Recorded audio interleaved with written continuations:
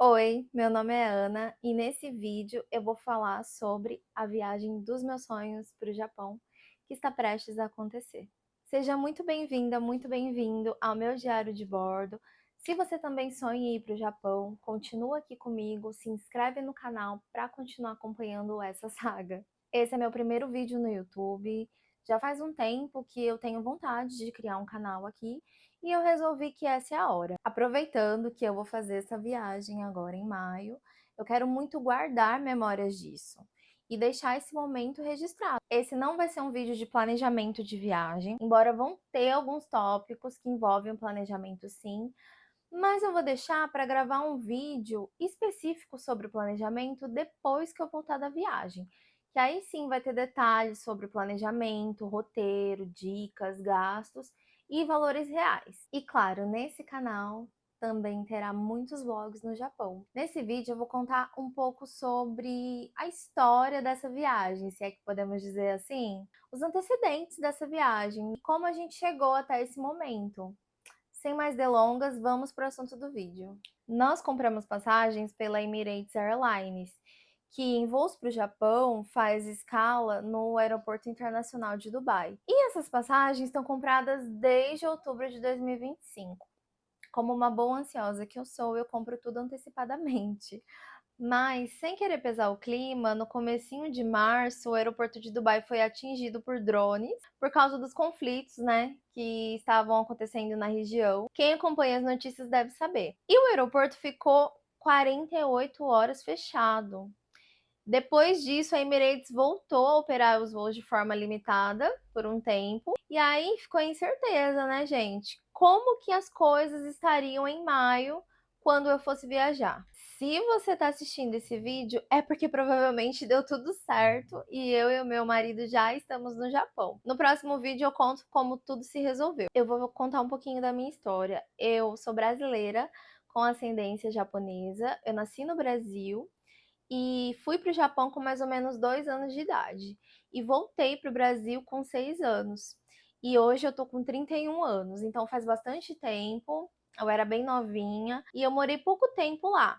Mas as primeiras memórias da minha vida que eu me lembro foram no Japão. Não tem aquele momento a partir do qual você começa a se lembrar das coisas da sua vida? Então, esse momento para mim foi mais ou menos com uns 3 ou 4 anos e eu estava no Japão. Então, por mais que eu tenha morado lá pouco tempo, eu sinto que foram anos muito importantes para a construção da minha personalidade, a construção da pessoa que eu sou. E uma coisa legal é que eu lembro de lugares e pessoas e há mais ou menos um ano atrás eu fui revisitar algumas coisas na minha memória. Eu queria achar a casa que eu morei no Google Maps. Então eu perguntei para os meus pais e nenhum dos dois lembrava o nome da rua, nem do bairro, só o nome do prédio do apartamento que eu morei. Então eu abri o Google Maps na cidade que eu morei lá, que se chama Iuki. Uma curiosidade, Iuki significa neve em Nihongo. É uma cidadezinha do interior da província de Ibaraki e fica mais ou menos a 2 horas de Tóquio. Mas enfim, eu não consegui encontrar pelo nome do prédio, até porque no Maps estaria em caracteres japoneses. Mas eu lembrava que ficava perto de uma escola e um trilho de trem. É uma cidadezinha do interior do Japão, gente, bem estúdios Ghibli mesmo. E aí eu pensei, vou procurar as escolas dessa cidade. Então, quando eu encontrar a escola, que era perto da minha casa, né, que eu lembro bem na minha mente, eu vou encontrar meu bairro e os arredores da minha casa. Gente, e não é que eu encontrei? Depois de 25 anos, eu encontrei a minha casa no Google Maps, sem endereço, sem nome de rua, sem nada, só sabendo o nome da cidade. Na hora que eu vi a escola, eu falei, gente, é essa escola. E aí eu fui andando no Maps, achei a minha rua, falei, essa é a minha rua. E também achei a minha casa, né, o apartamento que eu morei no Japão. Vou deixar algumas fotinhas dos arredores do bairro para vocês verem. Vocês também ficam explorando o Google Maps, andando pelas ruas?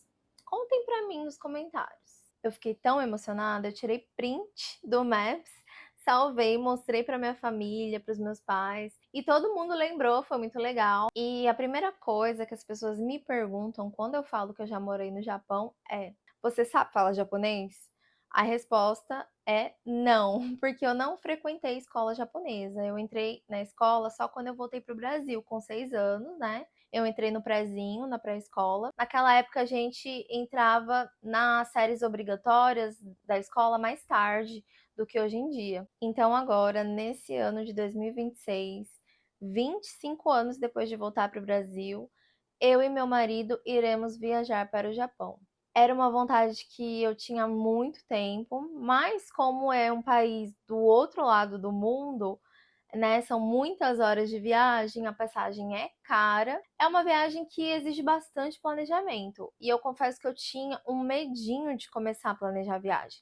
E eu sou uma pessoa que eu gosto de planejar minha viagem, ao invés de contratar a agência. E como desde setembro de 2023 até setembro de 2026, os brasileiros não precisam de visto para ficar no Japão até 90 dias, nós decidimos que essa era a hora. Eu tô planejando essa viagem desde 2024, gente. Vocês têm noção? Agora vamos falar um pouco sobre o roteiro da nossa viagem. Contando com o dia da chegada e o dia da partida, nós vamos ficar 23 dias no Japão, além dos 3 dias de viagem de ida e 2 dias de viagem de volta. E contando também o ônibus até São Paulo, porque nós moramos no interior, vão ser 28 dias viajando no total. Bem puxado. Eu tenho um tio, que é irmão da minha mãe, que mora no Japão.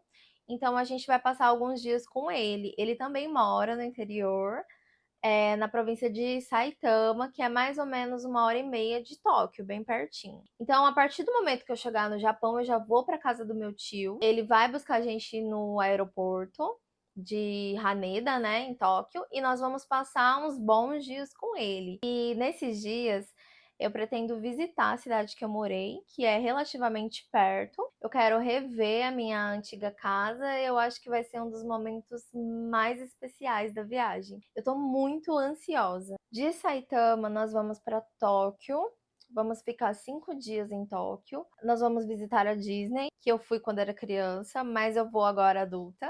E, gente, Tóquio tem muita coisa, são muitos lugares para conhecer. Não vai dar para a gente ver tudo que a gente quer, né? Então tem que selecionar.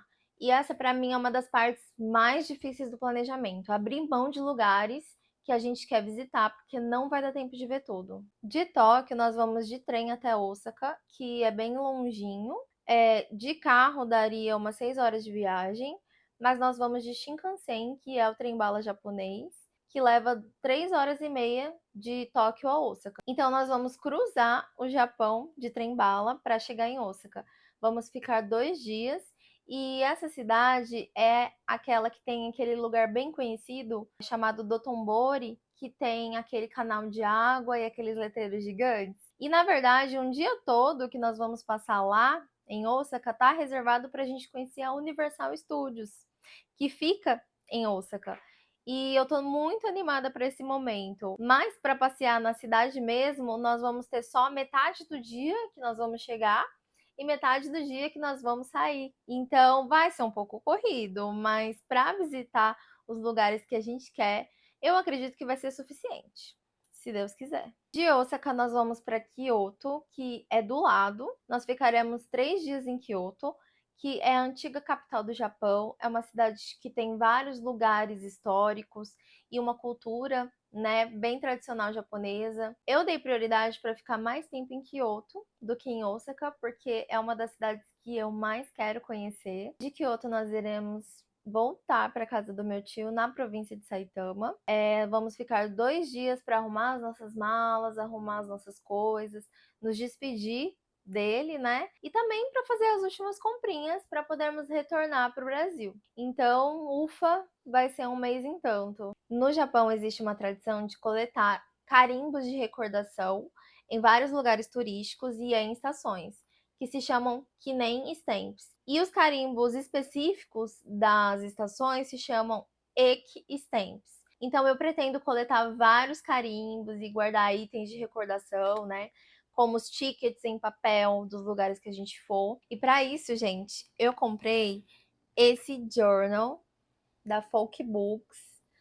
Ele tem uma capa flexível. A obra é A Grande Onda de Kanagawa, de um artista japonês, né? Essa obra é muito conhecida. E esse journal, ele é sem pauta. E eu comprei também a capa Midori, que ela é em estilo japonês, para carregar o journal na bolsa. Esses itens são vendidos separadamente. Eu vou deixar para vocês o link do journal e da capa no site da Folk Books. Eles têm vários modelos de capas com obras de arte. E são 2 tamanhos de journal, grande e de bolso. Eu comprei no tamanho grande e sem pautas, né? Eles também têm a opção pontilhado ou com pauta. Eu comprei sem pauta e tamanho grande. Mas eu não sei ainda se eu vou coletar os carimbos nesse journal. Porque eu também comprei um caderninho menor, né? Preto, básico. E ele também é sem pauta. Então, talvez eu recolha os carimbos nesse pequenininho aqui. E esse daqui, que é o journal, com a capa Midori, talvez eu use só para escrever sobre a viagem, que eu gosto bastante de escrever. Enfim, eu tô muito feliz e muito ansiosa para essa viagem. Eu vou compartilhar tudo aqui. Comentem o que vocês têm de dúvidas para eu poder responder no vídeo específico sobre o planejamento da viagem. Obrigado por ficarem aqui comigo até o fim do vídeo. Espero que vocês tenham gostado e nos vemos muito em breve no Japão. Até a próxima!